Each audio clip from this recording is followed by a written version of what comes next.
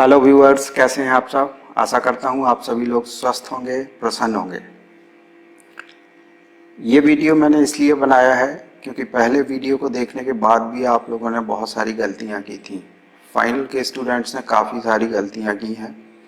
उन गलतियों को हम फिर से दूर कर सकें, इसलिए ये वीडियो आप ध्यान से देखिए। अभी तक फर्स्ट ईयर और सेकेंड ईयर के बच्चे सोच रहे थे कि जनरल प्रमोशन मिल जाएगा, लेकिन जनरल प्रमोशन यूनिवर्सिटी ने नहीं दिया है।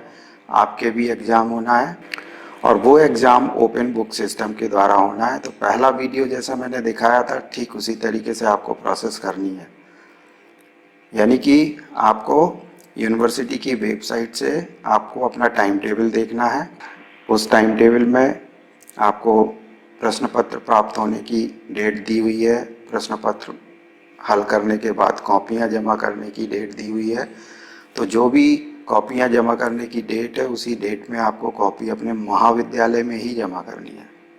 ठीक है, तो सबसे पहले आपको करना क्या है, यूनिवर्सिटी की वेबसाइट से आप अपने क्वेश्चन पेपर डाउनलोड कर लें। यदि नहीं हो पाते हैं तो मैं टेलीग्राम में उन पेपर्स को डाल देता हूं, आप वहां से भी देख सकते हैं। पेपर को A4 साइज के कागज पे सॉल्व करना है। A4 साइज का पेपर ये होता है, फोटोकॉपी वाला पेपर है। आप इस पे सॉल्व करेंगे।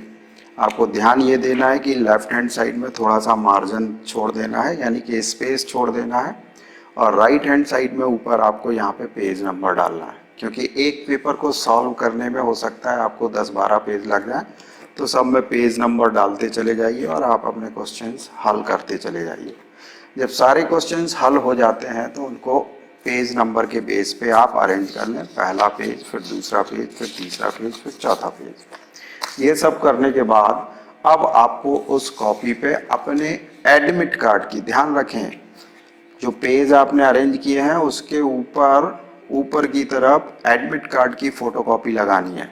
ठीक है, तो आपने एडमिट कार्ड की फोटोकॉपी इस तरीके से ये कॉपी के ऊपर लगा ली। इसके ऊपर आपको कवर पेज लगाना है। तो कवर पेज आपको टेलीग्राम में डला हुआ मिल जाएगा या यूनिवर्सिटी की वेबसाइट में भी है, वहां से ले सकते हैं। तो ये कवर पेज है, इस कवर पेज को उस एडमिट कार्ड के ऊपर लगा देना। अब ये आपकी कॉपी तैयार हो गई। ठीक है, तो सबसे ऊपर क्या है, कवर पेज है, फिर दूसरे नंबर पे एडमिट कार्ड है, फिर तीसरे नंबर पे आपकी कॉपियों के पेज हैं। ठीक है, इन सबको आप एक जैसा अरेंज करके, एक जैसा करके और 3 जगह पे स्टेपल करें, ऊपर, बीच में और नीचे की तरफ। इस तरीके से स्टेपल करना है। अब मेन जो समस्या लोगों को जाती है वो कवर पेज को फिल करने में जाती है। तो यहाँ पे मैं कवर पेज के हर एक स्पेस को, हर एक कॉलम को मैं बताता जाता हूँ। तो पहला कॉलम दिया हुआ विश्वविद्यालय का नाम, यहाँ पे आपको अपनी यूनिवर्सिटी का नाम भरना है।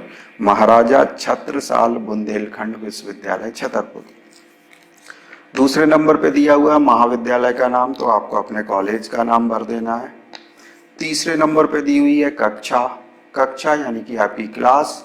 अगर आप बीए फर्स्ट ईयर के हैं तो आप यहाँ पे लिखेंगे बीए प्रथम वर्ष।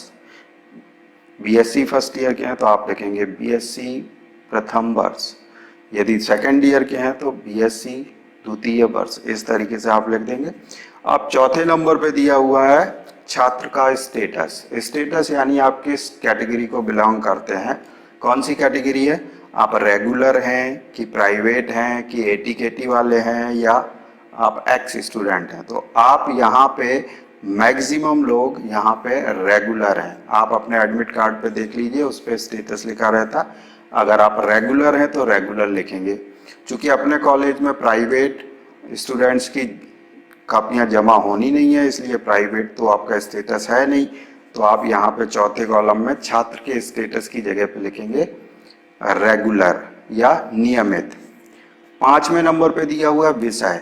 यहाँ पे लोग बाग बहुत गड़बड़ करते हैं। जैसे बीएससी के स्टूडेंट है तो आपके विषय कौन से होंगे, फाउंडेशन होगा, मैथमेटिक्स होगा, फिजिक्स होगा, केमिस्ट्री होगा, या फिर जूलॉजी होगा या बॉटनी होगा। ये ग्रुप हैं। यदि आपको दिक्कत जा रही है कि आपका विषय कौन सा है, आपका पेपर का शीर्षक कौन सा है, आपको समझ में नहीं आ रहा है, तो आप अपने क्वेश्चन पेपर को देखिए। यहाँ पे मैं एक क्वेश्चन पेपर डिस्प्ले कर रहा हूँ, उसमें मैंने सारा कुछ मार्क कर रखा है, तो आप उसे ध्यान से देख लीजिए। ये जो दिया हुआ है ऊपर, ये विषय है आपका, उसके नीचे लिखा हुआ पेपर, कौन सा पेपर है, फर्स्ट, ठीक है ना। उसके नीचे ये जो ब्रैकेट में दिया हुआ है, या हो सकता है ब्रैकेट में ना भी हो, ये आपका पेपर का शीर्षक है। तो ये तीन चीजें आपको आपके क्वेश्चन पेपर से मिल जाएंगी, तो इनको भरने में आपको कोई दिक्कत नहीं होनी चाहिए। और प्रश्न पत्र का कोड, ये देखिए आप पेपर पे सबसे ऊपर एक ये कोड लिखा हुआ है, ठीक है। ये कोड जो है आपको यहाँ पे भरना है। बीएड के स्टूडेंट खास तौर से ध्यान दें, उनका जो विषय है और जो प्रश्न पत्र का शीर्षक है वो एक ही होता है। उनका विषय और प्रश्न पत्र का शीर्षक एक ही होगा, यानी कि आप अपने कवर पेज में विषय की जगह भी वही चीज लिखेंगे जो प्रश्न पत्र के शीर्षक में लिखेंगे। तो आप अपने क्वेश्चन पेपर में उसको देख लीजिएगा, वही चीज आप दोनों जगह पे लिखेंगे, ठीक है। तो आपको कंफ्यूज होने की जरूरत नहीं है। बीएड के सभी स्टूडेंट्स के चूंकि एक सब्जेक्ट का एक ही पेपर होता है, इसलिए सब्जेक्ट अलग और पेपर दोनों एक ही चीज है उनके लिए। लेकिन बीए, बीएससी, बीकॉम के जो स्टूडेंट्स हैं, उनके एक सब्जेक्ट में कई पेपर हो सकते हैं। जैसे मैथमेटिक्स में 3 पेपर होते हैं, केमिस्ट्री में 3 पेपर होते हैं, जूलॉजी, बॉटनी, कंप्यूटर साइंस और कंप्यूटर एप्लीकेशन, फिजिक्स, इनमें 2-2 पेपर होते हैं।